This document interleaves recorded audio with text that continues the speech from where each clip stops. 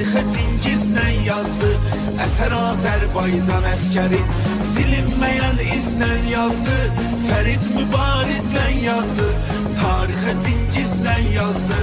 Əsər Azərbaycan əskəri bir gün silahına sarılarsa, əgər Azərbaycan əskəri, əgər Azərbaycan əskəri, əgər Azərbaycan əskəri sözsüz vətənə qazandırar.